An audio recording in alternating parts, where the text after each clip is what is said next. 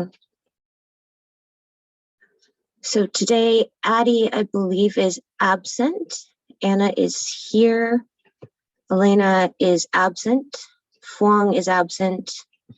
I believe Mim is also absent. Evelyn is here. I'm here. Monica's here. Wonderful. So I guess the first thing we kind of have coming up today is we have President Rosie with us. And we have prepared a list of questions that we would like to ask you, if that's okay. Okay, thank you. Happy to field those. And great to see you all this morning. So let me pull up that document.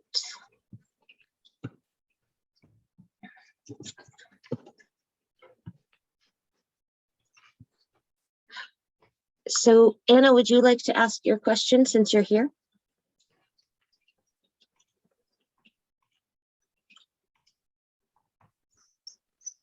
Hi, so sorry, I'm having a bit of a cold, so if my voice sounds weird. My question is, with the large amount of inflation rising this year, will Seattle's tuition rise for the upcoming year? That's a great question. Thank you. This morning, this year or each year, actually, the state board, which is a group of governing directors in Olympia that represent folks from around the state, they determine whether or not there will be a tuition increase for all community colleges. It's not a local decision. So just to inform folks about how tuition decisions are made. And this year they have voted to implement a tuition increase for next year. And yes, and you asked, the framing is part of your question. It usually follows inflation and increasing costs to provide services. So there will be a tuition increase in the next year. And I'm searching my email as I answer this to see if the rate has been updated yet. I do know that there indeed will be one, but the legislature sets a limit on how big the increase can be each year. And so it'll be in the single digits, but I'm not exactly sure what the actual rate will be. But when I find out, I will send it to Monica and to Addie May and make sure that you folks in USA will have access to that information as well. Thank you very much. And that was a great question, Anna. Yeah. So Evelyn isn't here, but she would like to know when the Wellness Center will be open, the exact date, and if there are new events and services planned. That's great. I just got to tour it. Thank you. I'm here though. Oh, sorry. Oh my gosh. I'm sorry. Yes, thank you. Yes. Sorry, you go ahead, ask. Yeah, that's the question. Go ahead. Okay. Yeah, and I'm really excited about this. I just had the chance to tour the building myself for the first time last week. And it's looking really awesome and coming together. All of our construction projects have had significant delays through the pandemic, even though they have persisted. And so far our planning date to open it fully is in fall. Working with our colleagues in student life, Colby Keene is now the interim director of the Wellness Center while we work on hiring a permanent director, but he is in that role working on opening it up. They're considering a potential soft opening in the summer, just to kind of test it out. Restaurants often do this just to test out a new facility or a new business before it fully opens and starts advertising itself. And so I believe we're planning a soft opening in the summer to really figure out what the operational requirements will be for welcoming folks in the fall. But you can expect that in the fall. And students will already pay a fee and so we'll have access to, so all students will have access to it. And right now we're also working on a fee structure for faculty and staff and for community members, really ensuring that students pay the least and that any additional memberships that we bring in are revenues that can help support the programming and the maintenance of the building itself. But that's the date, and I'm excited. I'll be in there, trying to lose some COVID weight in the middle of the day when it opens, but I'm looking forward to it as well. And I know that already community members are asking if they can use it, can they rent the gym, things like that. So realizing, especially with the closure of some local fitness centers, I heard that the 24-hour fitness at Westwood closed down, for example. I think it's going to be really popular, which will be good for us because it will mean more revenue into the building to do things with it. And yeah, it's looking great. I think folks are going to love it. Thank you for answering the question. Evelyn, since I missed you on the last one, will you ask the next one?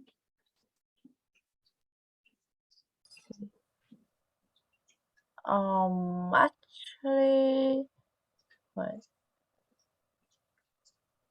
Okay, I'm gonna ask on behalf of Addie. Is that as the administration prepare prepare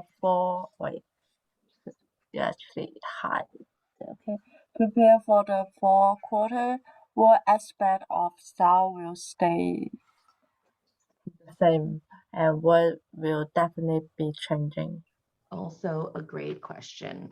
I think that some aspects everything's evolving, right? COVID's the thing that has impacted us the most, obviously, and we're building back from that. And so I think that for students, there will be a bit more classes in person. I think the fall schedule is already made, for example, because registration for fall is already open.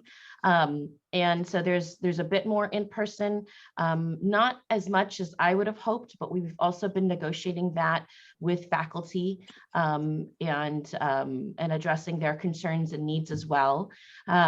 Some of our programs have been in person all along, so nothing will change. So, for culinary students, welding, aviation, landscape horticulture, automotive, a lot of those students have been here since May 2020. And so the biggest change for them was they couldn't get access to services. So I think that for them, not much, for those students, not much will change. I believe by fall we're already at 4 days a week open, and we'll continue to evaluate that. My hope is that there will be demand to open back up 5 days a week, but right now we seem to be meeting in-person demand with 4 days a week. So I think those things, depending on what program you're in or the modality of your classes, those things may feel kind of the same by the fall, but if you're switching to more in-person classes, then that'll certainly feel different. I think a couple things that will also feel different is, the topic we just talked about. There's gonna be a couple of really new improvements to campus. So the wellness center is gonna be, I think, a big deal. We'll be doing some celebratory work around that. We're also opening a new automotive building. We're gonna have a grand opening with a donor who helped contribute to the building. The building is named after this individual. We're gonna do an opening late September, and it's an automotive building, but there's new classrooms that are on the second floor. And I think it really adds space for students to just hang out in because there's more casual seating space in that building. And also, you may have classes up there, and having new high-tech classes to meet in, I think will be something exciting as well. So, a couple of those changes on campus. If you're not on campus already and would be coming in the fall, Alki Cafe has been open and is awesome. The culinary students are starting to serve specialized dishes out of the cafeteria as well.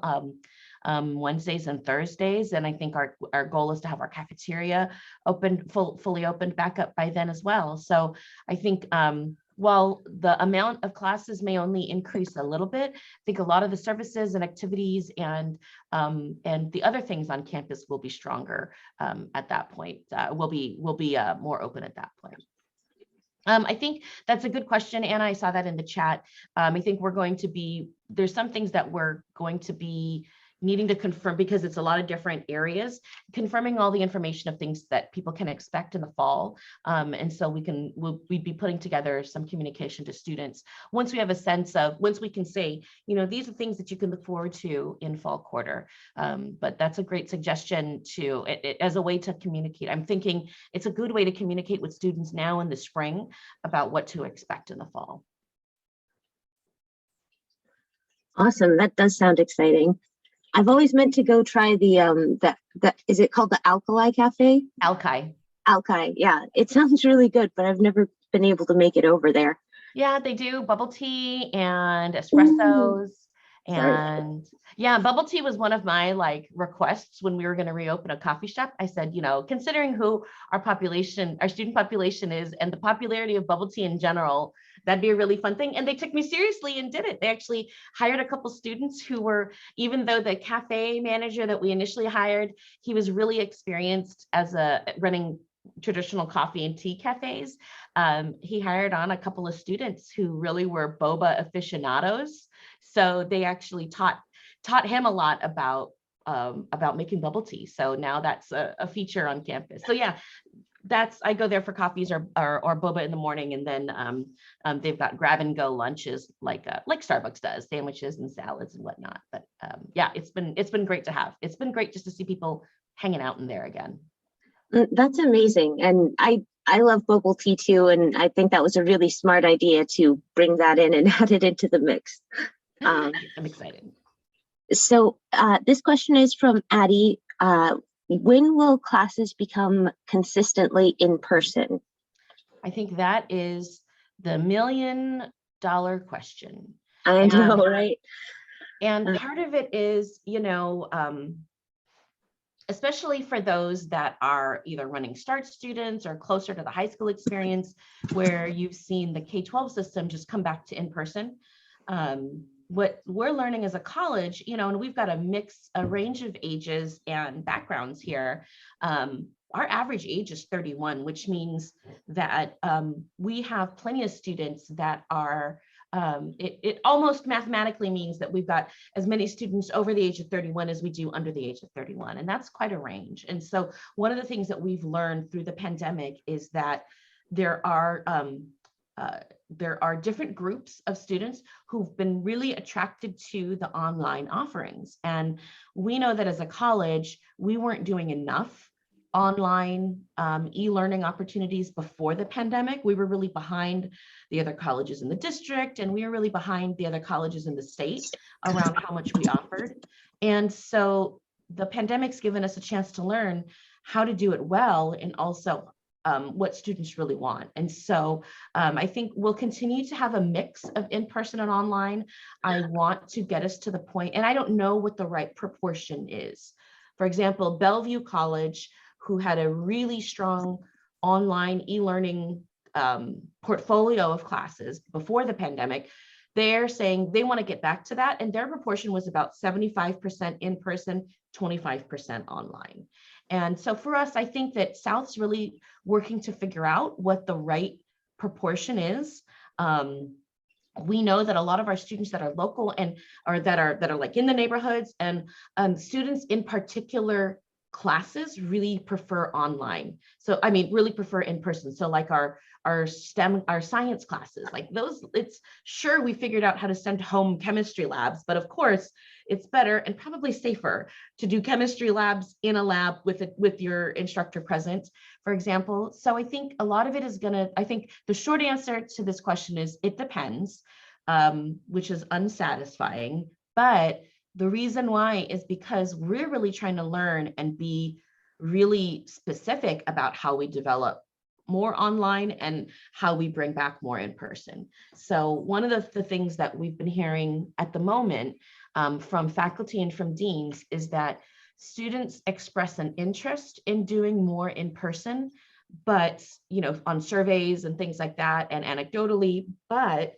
when we look at the classes that fill, online classes are filling first, and on the ground or in-person classes are taking longer to fill, or they're not meeting minimum enrollment requirements at all and getting canceled. So I believe that there's kind of a gap between what people want what and offering exactly what they want. We're in that middle period of trying to figure out how to offer the right levels of things so that people get what they want. Because I also understand that a student who checks, I want to take in person, if they can only find 1 out of 3 of the classes that they want to take in person, then they might just decide to go somewhere else where they can take all 3 in person instead of just 1 out of 3. So, you know, we're in a bit of a transition here of trying to really match the students' need at a really meaningful level with the offerings, the modality of what we're offering. So I hope.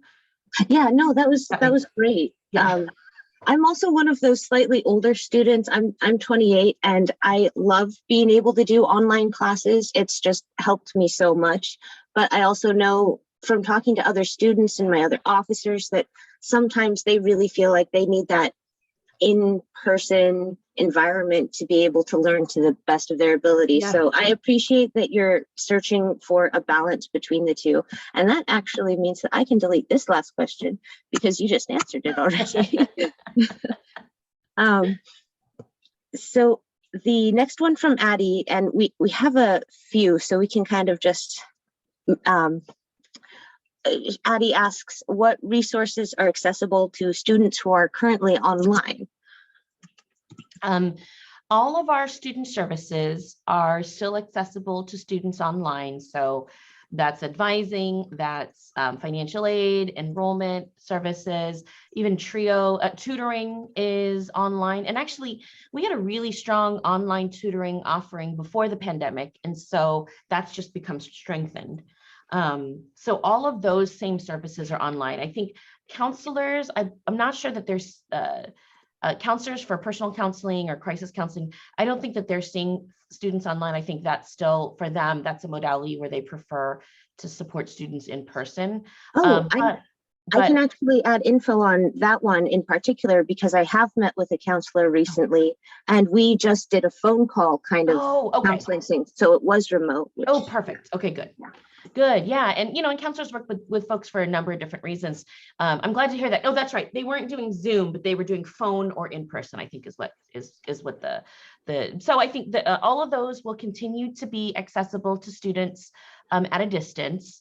And, you know, like I described that gap between what students want and what we're offering, it's the same thing on the student services side, figuring out, you know, how to do that well. I think the one area where we've struggled, mainly because we're understaffed, is in library services.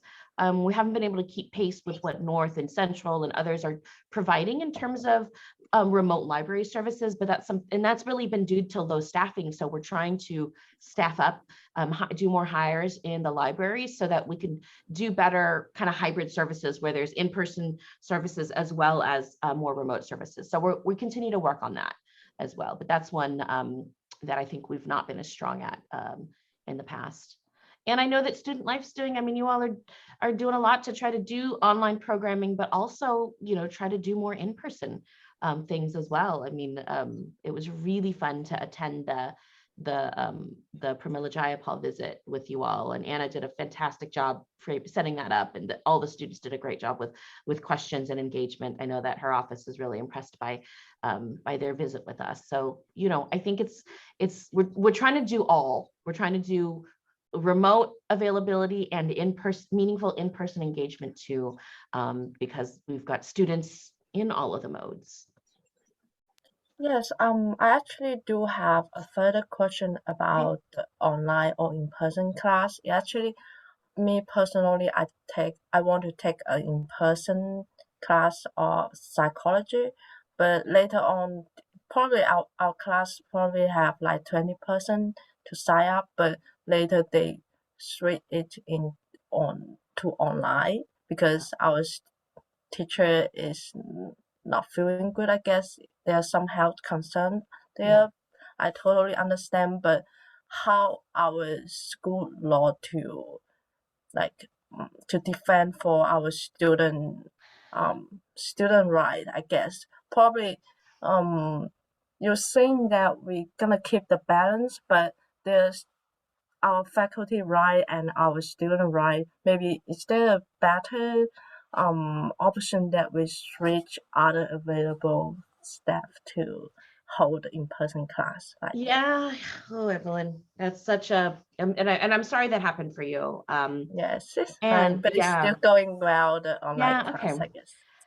You know, and I'll be direct about this. The faculty are represented by a union, and that their union exists to protect faculty rights. And they negotiated with one of their negotiation demands, which we allowed as a college, as the administration, was to reserve the right to change modality if the faculty felt like they needed to.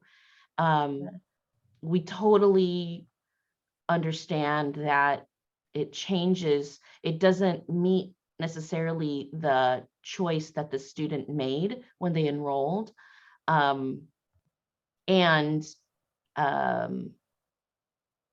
think you're picking up on one of the great tensions that exists right now in trying to lead a college during a pandemic. And that tension is between what the faculty wants and what the student wants. Yes. And I recognize that. And I also know that, you know, the faculty and faculty unions exist, the faculty union exists to protect faculty rights. And we work to also assert, to make sure that those two, the student rights and faculty rights, aren't in opposition. And it's a tough space to be, because I know that, yeah, and so that your faculty made a choice based on what their right was. And y'all are, you know, persisting through that. And I can understand how that made it more difficult, that could have made it more difficult for some students who really needed that in-person experience. Yeah. So yeah, I don't have a good answer for that, except to say that, and I don't want to portray the faculty as being like, you know, in opposition, but those interests between that individual faculty interest, which the union asserted they have a right to defend, in this case really came up against what the student need or interest was. And so I'm doing this because it sometimes it's that tension, it's that conflict that we have to navigate. So I can acknowledge that, and I can really empathize with how that affected you, Evelyn. Okay, thank you. Yeah, sorry, go ahead. Oh, I guess it just is a hard question during a pandemic, because it's always somebody didn't get a thing they want. We can't go out. That's pretty normal in the COVID time. Yeah. Yeah. Yeah. Okay.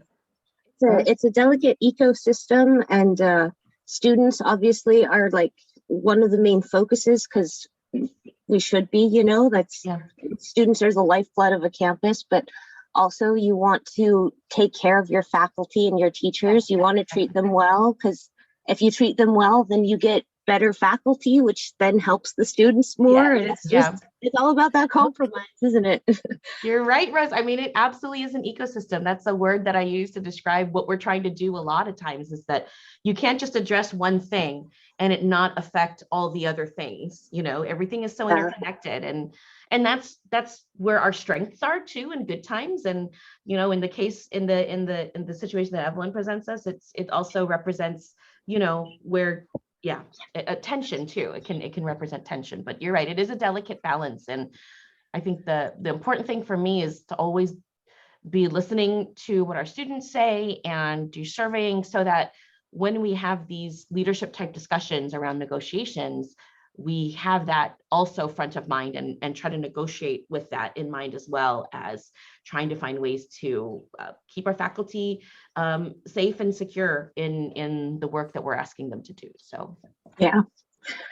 So Addie had another question. She wanted to know what on-campus resources are currently open. All of our on-campus resources are open 4 days a week, including our library, I believe. I don't think, I'm thinking out loud. A lot of services, all of our services are open. Not a lot are busy. You know, when what we've asked folks to do is to come back in person, even if there aren't lines out the door. It's starting to signal to the community and to other students that we are indeed here and ready to serve. Basically all of our services have reopened now, even like front offices. It might be different day to day. We are also, I mean, have you had the experience where you try to go to a favorite restaurant or a store or something and it's unexpectedly closed, or service is really slow because they only have one wait staff? We are also impacted by a rapidly changing workforce. And so low staffing issues, when people have to stay home because of COVID unexpectedly, or COVID exposures unexpectedly, for example, that's impacting us obviously a lot more. But we are open Mondays through Fridays, and so services should be accessible. And what we've asked is if if a department has to close unexpectedly, that they make sure to have information up about how students can reach them, even if they're not there in person, on their doors or something like that. Awesome. So this next one is from Anne, who is, I don't believe is here today. Evelyn or Anna, would you like to present Anne's questions?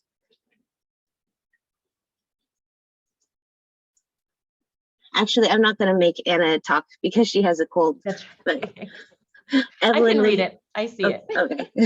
So advocating for sustainability during the pandemic. Yeah, I think because we've been able to continue with our construction projects, we've been able to build some sustainability efforts into those. And so all of the buildings are LEED certified, which is they're certified silver. So they're and really all new Washington buildings have to be LEED certified at silver, which that's really like a certification level that affirms that the building is environmentally sound and sustainable to a certain degree. There's all these measures that go into it. And so, yes, the new automotive, you've got it on here. The new automotive building has an array of solar panels installed, and it has room for more when we can afford to add more. They also added a small solar panel array on top of the wellness center.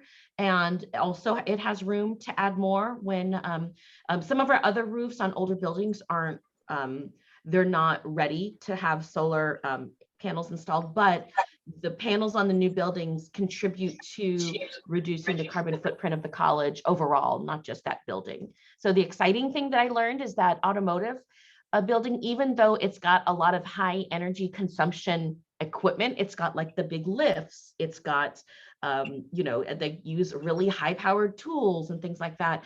Because of the solar panel array that they installed, it can have, that building can have a zero, basically consume or produce all the energy it needs to consume. So I can't say that it has a zero carbon footprint, because obviously it's dealing with carbon emitting cars, but it at least produces, it has the capability to produce the energy that it needs to run itself. So so that's been great. And yes, we've had a massive upgrade of lights throughout the campus. We had a grant and a contract with the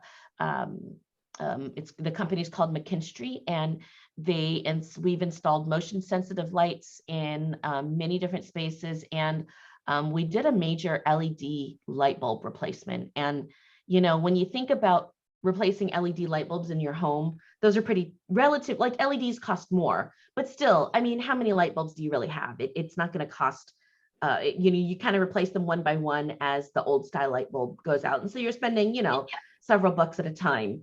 When you consider all of the exterior lighting across campus, the high powered light bulbs that they are, it's a very expensive prospect to change all of the exterior lights at once. We were doing kind of the onesies, twosies when we could, but this grant had enabled us to change all the light bulbs on the exterior walkways out to LEDs. So, you know, the same types of decisions that you make in your home, you know, they're much bigger by scale here, but we've had some ability to do that while folks have been out. And so those have been some exciting changes as well. Excellent. The next two questions are, what are the COVID safety precautions that are in place at this moment? And how do you verify if someone is fully vaccinated? Great. So COVID safety precautions, right now, we follow the governor orders. And in addition to the governor requirements for the state, there are also governor requirements for higher education. So while some of the governor requirements for the state evolved and kind of loosened, there's still some things that are in place for us because of the higher ed guidance that we have to follow. And so that is daily attestation. So you still have to check in every day on the online form. Masks are optional because the governor changed the law, but we've adopted a stance that they're highly encouraged. If I leave my office and I know I'm not alone, I'm wearing my mask, and I see a lot of folks doing that as well. And we're still requiring, we still have quarantine and exposure and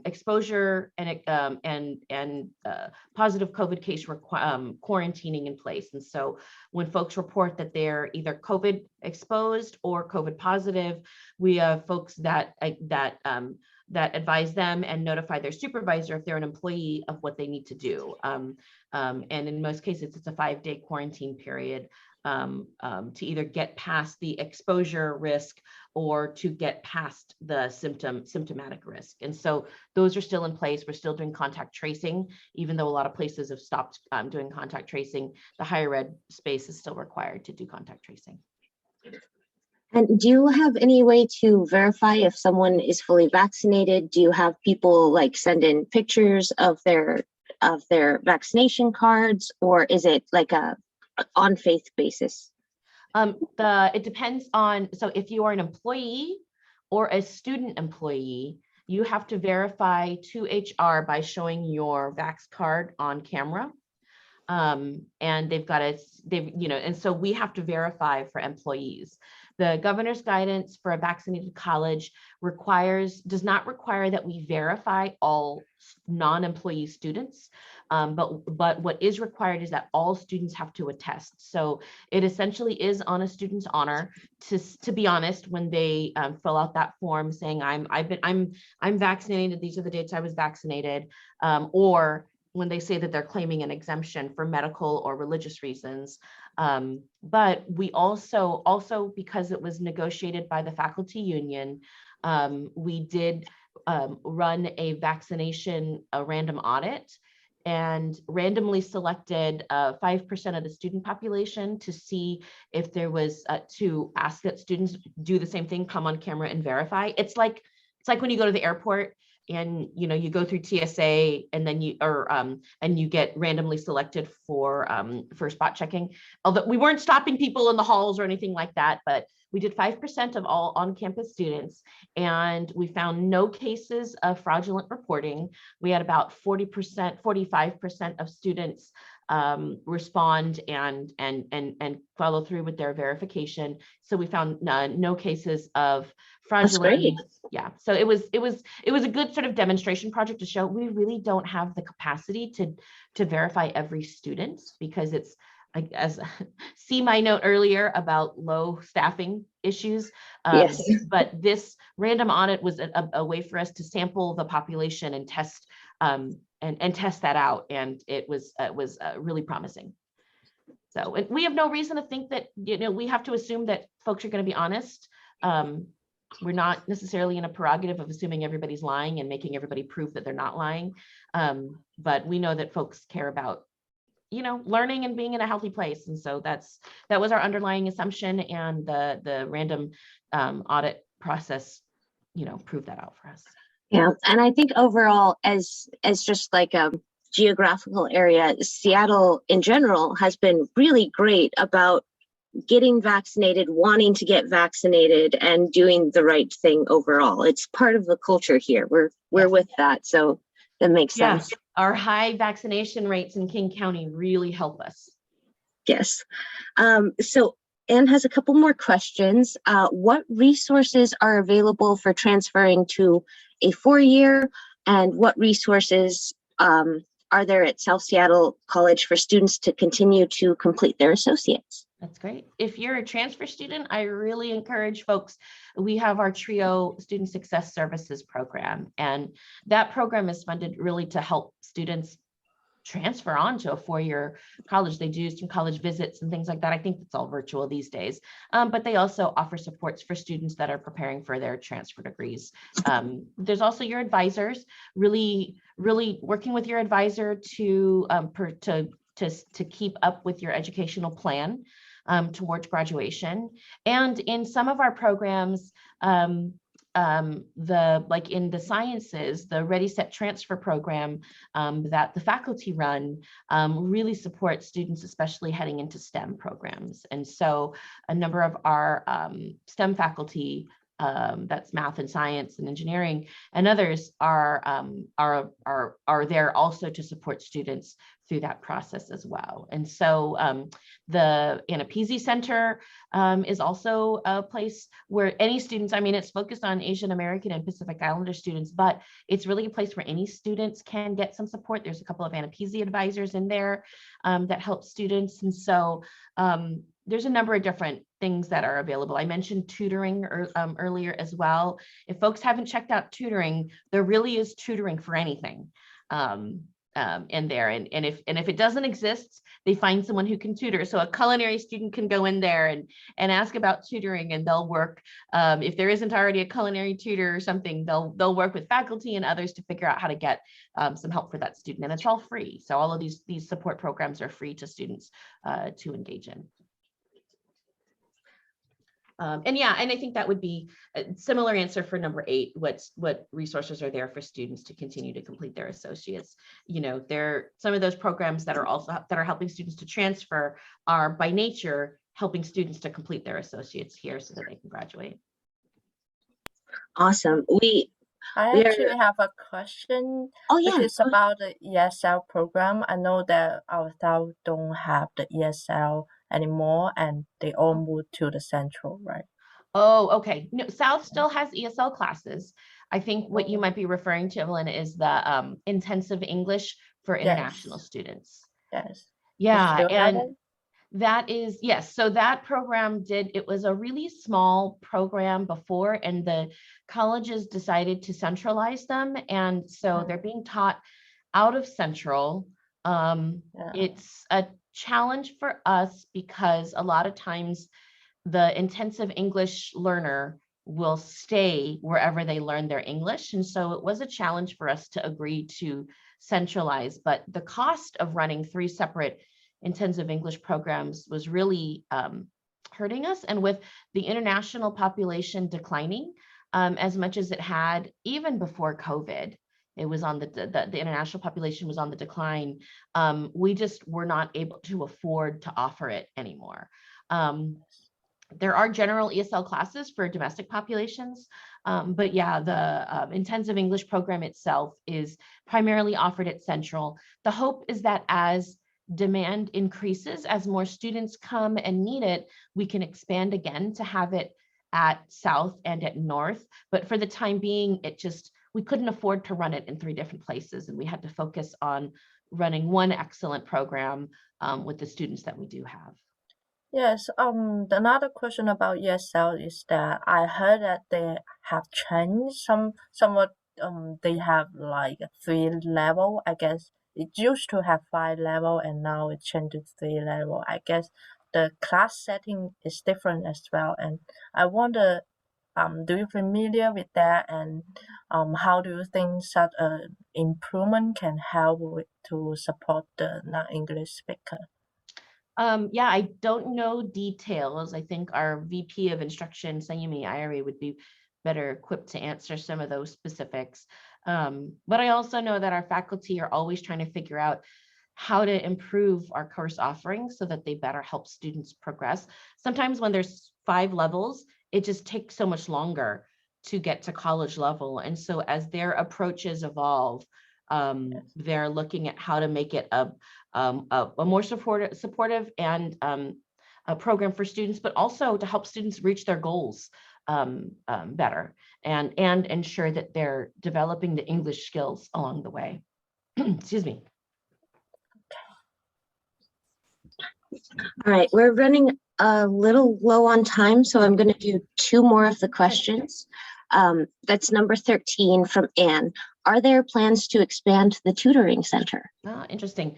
I think the tutoring center is, yes, just because we're having to expand, we're hoping to expand everything back out. Tutoring center obviously took a big hit with COVID. I mean, even though we've had a lot of online tutoring and we're doing mostly online tutoring these days, they have reopened. There are in-person, like my office is right next to MAST. And so, MAST is open, and I know that they're working on getting some of the other centers opened again for in-person services. And so, yeah, we will be, by expand, to me, that means we're going to be opening more in-person, especially as we get more students back on campus.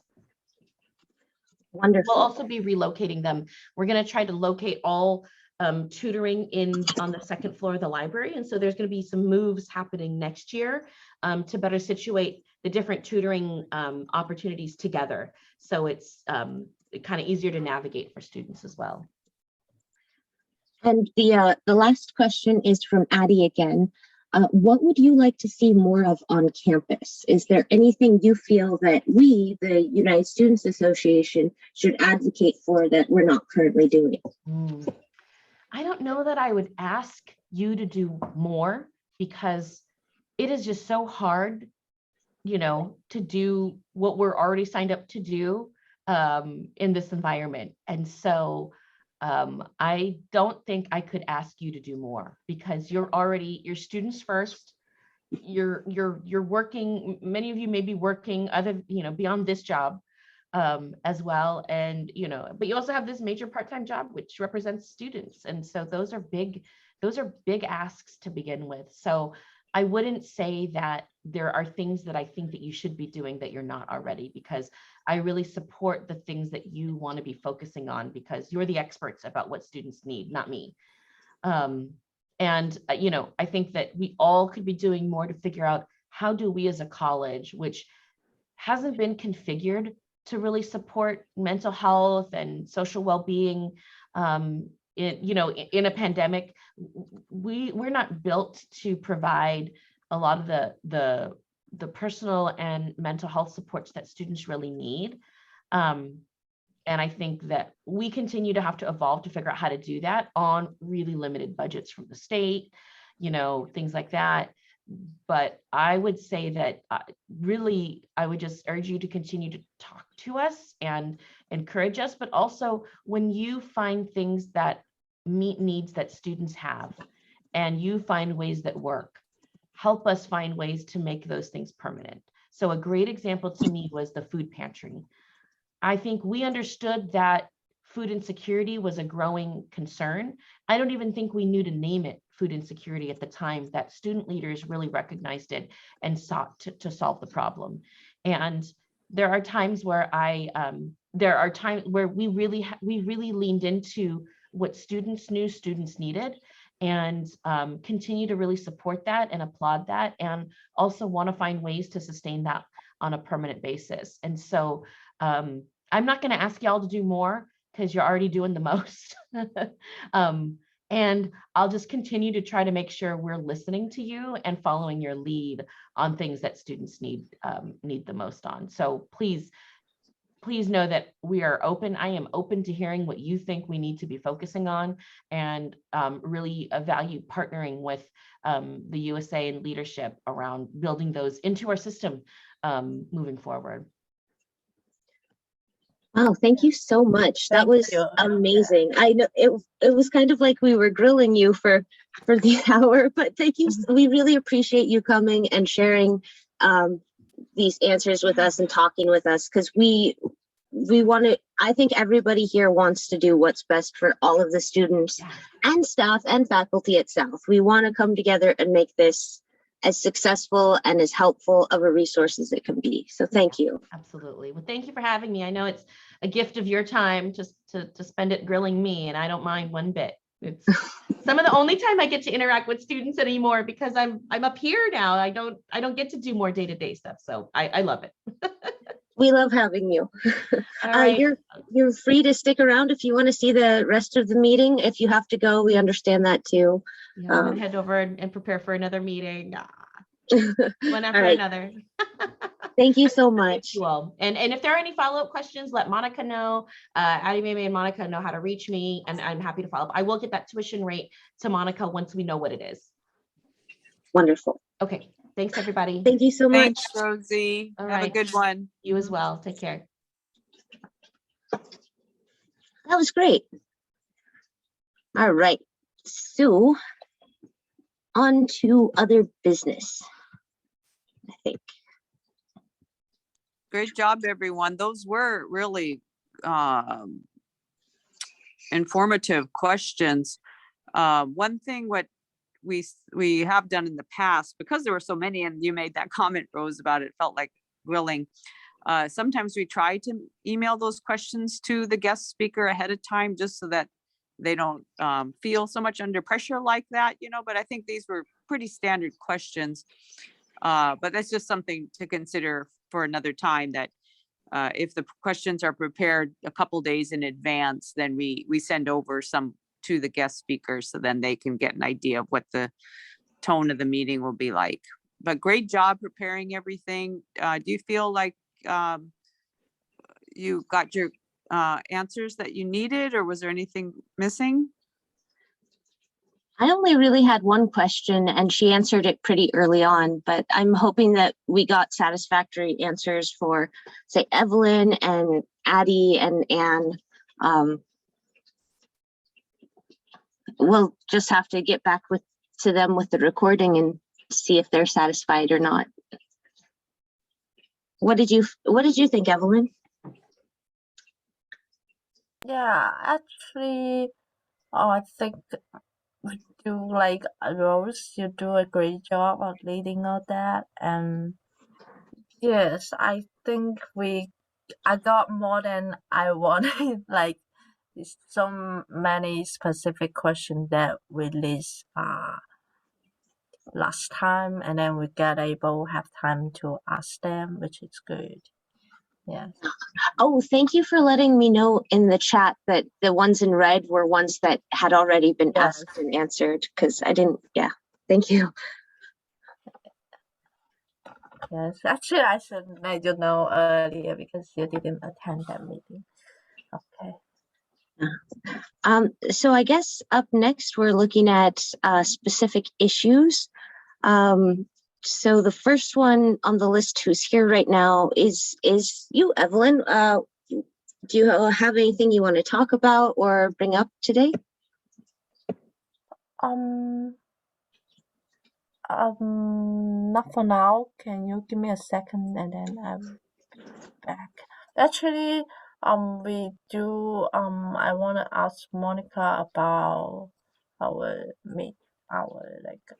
Durami Center visits. Actually, I'm not sure whether we can organize, and it actually probably could be a good idea as well if I hold the hold the event, and then I can add this as a training for the next officer. Like, I can need the That's a great idea, Evelyn. Really, that is, and maybe we don't have to squeeze it in, before June. I don't know if you're around end of June or early July, but that's really a wonderful idea. We could create the program, encourage all the new officers and some of the old officers, if they're around, to come. And then we could also, invite the student body at large. But we know for sure then that we would have USA officers there. So maybe you and I could look at some dates. And what do you think, late June or what were you thinking? Oh, do you mean by, let me see. So all the officer meeting for the event? Well, yeah, we should know, let's see, probably first week of June, who the new officers will be, right? Mm-hmm. And then that'll be right around the time when we're getting ready for the barbecue and everything too. So Yes. if we want to do it after finals, maybe, Hmm. if you're available and a few other USA officers, and then we ask the new ones to attend to do like a, you know, there would be a way for them all to get to know each other too. Yes, you can actually do that. Maybe like after final, yes. Yeah, so you and I can look at the calendar, and then as we're interviewing students, sometimes we ask them that. So like if we have a team builder date or some kind of a training date in mind, then we ask them in the interview, you know, okay, will you be available on June 25th at, 12 noon, so that we can do an icebreaker and go visit the Duwamish Longhouse. That type of a question might be helpful. But we also have to check with the Duwamish tribe if that date works for them. So you and I probably should look at a few dates, and I can contact them. Okay. Great idea. Yes. Can you give me a second? I'm gonna take something here.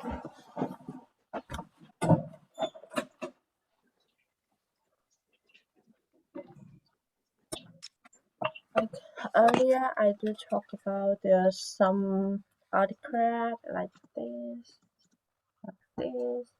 Actually, is Jeremy's, I don't know, handmade wood carving like this. We can like purchase some of them to get as a gift, or some memory present Those for are so the pretty. attendees who come. Yes. Yeah, actually they sell like $5 each. Like this one $5. Where did you get those? Oh, they are they are sold by my host family. Like my whole family, they have a store in Pike Place. Yeah, that's it. Like inside the Pike Market, they have a store Yeah. and they sell some kind of toy, and one of Hmm. them is like this. And are they actually carved by Native Americans? Mm-hmm. Do you know, Evelyn? Do you Yeah, know who the artists are? I don't know. Yeah, that's something we have to check on, because Mm-hmm. we have to be sensitive to honoring Native artists, and we just want to make sure that we're representing that Duwamish. well. Well, it doesn't necessarily have to be Duwamish, but we want to make sure that it's not a replica or taking advantage of the beautiful Native artwork, and because there's a lot of spirituality involved too. You know what I mean? Yes. Do you mean by I need to know who made this one, and then or Yeah, how the art represent? if you talk to the shop where you got them, the people who work there, they should be able to tell you who the artists were. They'll give you a name, and then you can kind of follow up on that name, and you can like try and get in contact with them and be like, hey, did you actually make these sort of things? Just like to verify. I don't know if that's overkill, but Well, even your family, if your family owns that store, they should know. It's just, we want to be sensitive to that. But it's if they are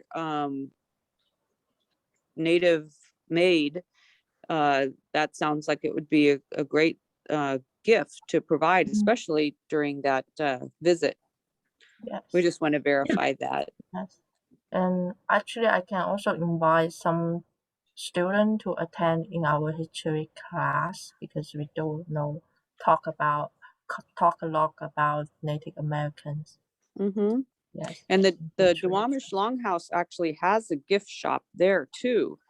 So Yes, I think it's a good idea. As well. they do have little items for sale, and t-shirts and artwork, jewelry, lots of really great things that support the tribe and their recognition struggle. Okay, you and I will follow up on that. Okay.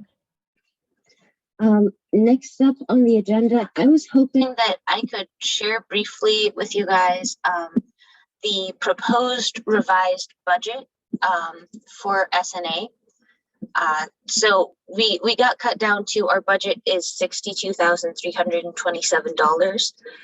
This is what I kind of put together, and I just wanted to go over it with you guys and get some maybe feedback or something.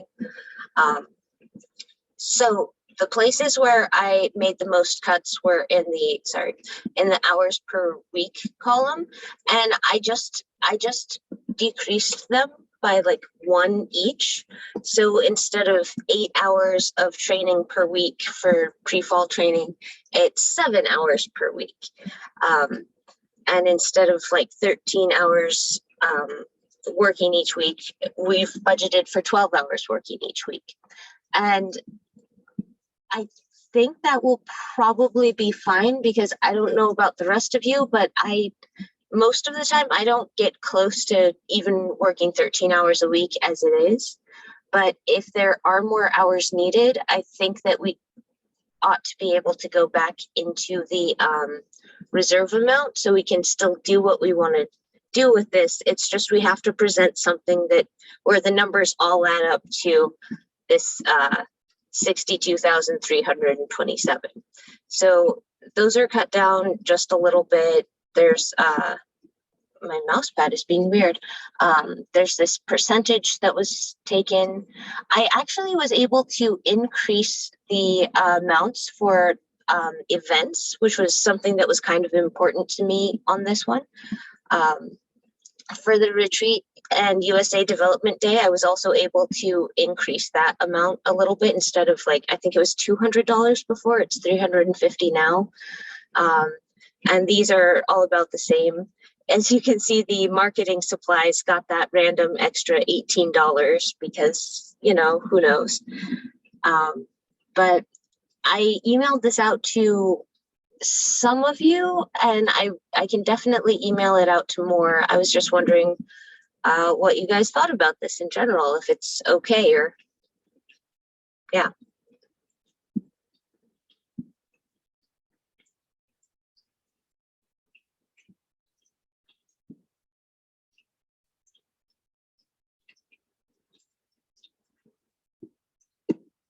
I was just going to say about the hours per week. It's true, the last 2 years, I think most officers have done less than 13. Before COVID, a lot of USA officers requested more than 13 hours a week, like especially the president. The president would work, you know, easily 17. And there's always a few officers that generate more hours. But it's hard to say, again, after Rosie's talk, what next year will look like. If we will be doing hybrid, a little bit online, a little bit in person. But if we are in person, I would anticipate we would want as many hours as we can get per week. But I know we have to cut someplace. The other thing I was just going to mention besides hours, programming. Every USA team has always advocated for programming dollars, because if you don't have dollars, it's hard to produce something. I mean, you can try it without funding, but it sure helps. Yeah. And then, well, honestly, we were still working on, as part of the SNA fee committee, we were still working on projection numbers from last year, because whatever entity or group was supposed to get projection numbers, they didn't get them in time, so we had to work off of last year's ones. And yeah, it's kind of a mess. Also, because enrollment is down so much, there just hasn't been as much funding for anything. And I really didn't want it to seem like I was putting the United Student Association over any other group, because I would feel like slimy about that. All right, you have to be objective in that role. The other topic I was going to bring up with the budget is every fall I would bring all the whole team, 8 officers and myself, in the school van over to Wenatchee for an annual leadership conference. And that hasn't happened now for the last 2 years. We haven't even, let's see, we didn't even do that one online during COVID because it's so massive. We usually have 600 students because it's all the 34 colleges in Washington State. There is discussion now about possibly that coming back. Of course, it's all dependent on COVID, but I'm on the state wide planning group, and we'll get more information on that soon. But if that does happen, we would allocate several $1,000s for that, because we would need hotel, we would need conference registration fees, gas for the van, times, 9 people with me. So that's, if that does happen, I'm sure Dan will be supportive, and we might have to tap into the reserve fund. But it all depends on COVID. Some students might not feel safe doing that, and so there'll probably be a hybrid version of it. But that's just something to consider too. So I didn't know how realistic it was or not, but I was really hoping that we actually do, as a group, we do have access to that reserve allocation, because it's not being used in any other way. It is for this, it is for students. And so I'm really hoping that if something like that comes up and we want to do that trip, hopefully the process to get those funds out of that account won't be so bad. But I honestly don't know, because I've never done it.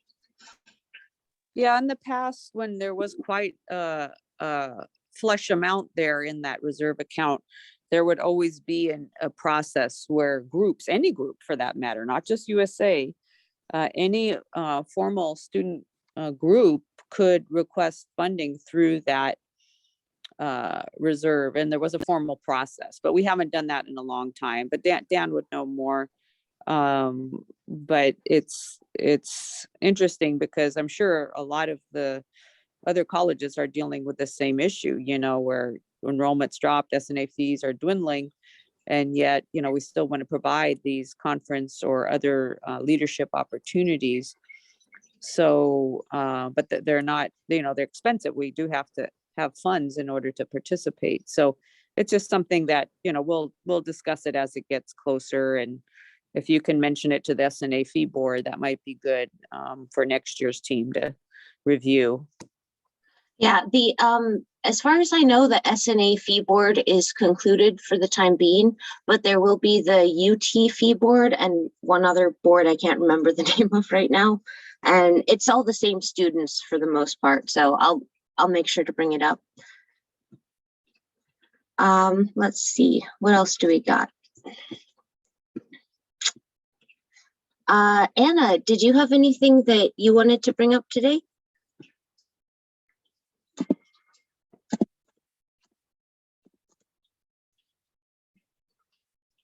I'm going to take that as a no.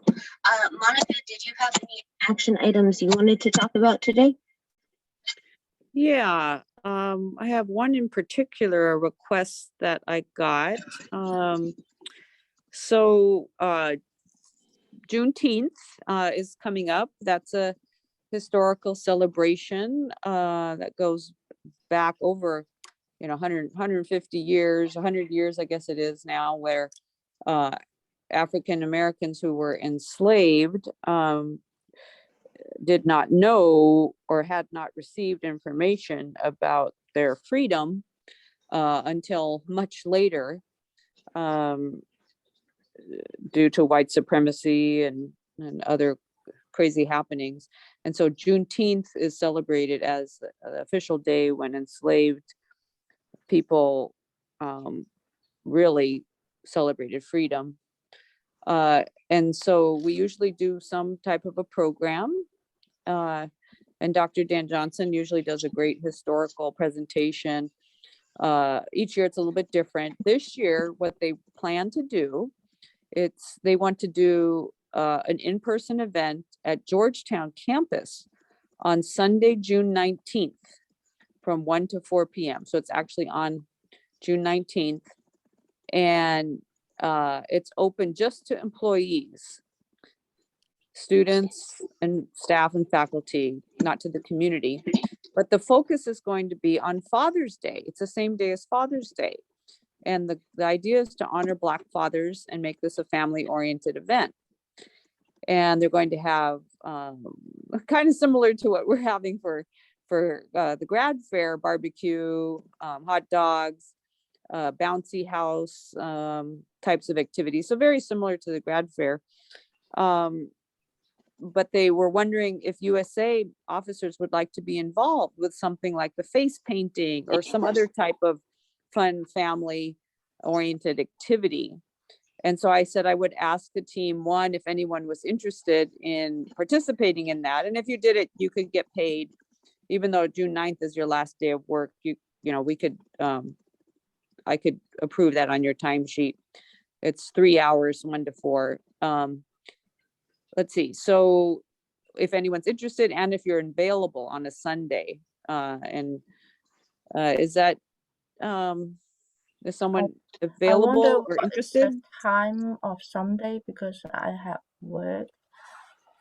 Yeah, it's from 1 to 4 p.m. and you might have to be there earlier to set up. And, you know, it's down at Georgetown too. So it can take you a while to get down there. It's about 10, 15 minutes from the college, down on East Marginal Way. It's one of our branch campuses that has a lot of apprenticeship programs.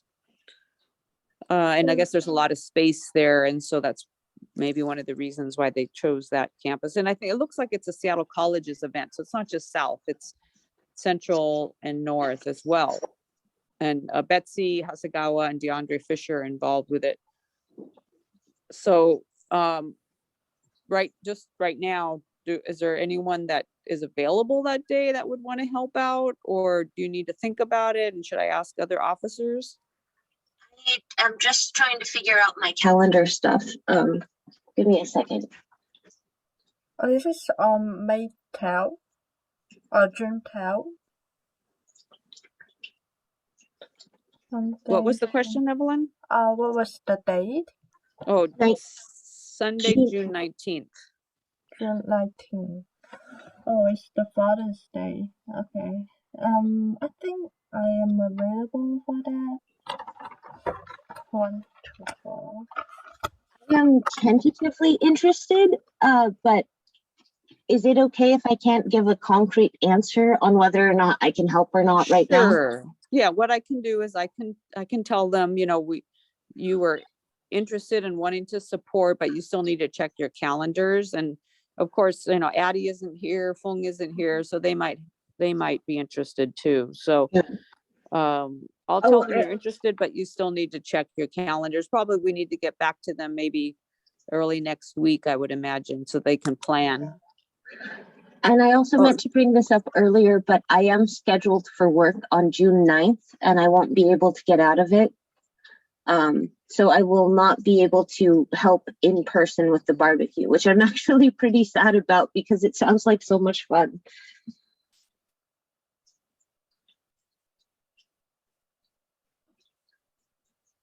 Anyway, but yeah, I'll let you know about June 19th as soon as I can.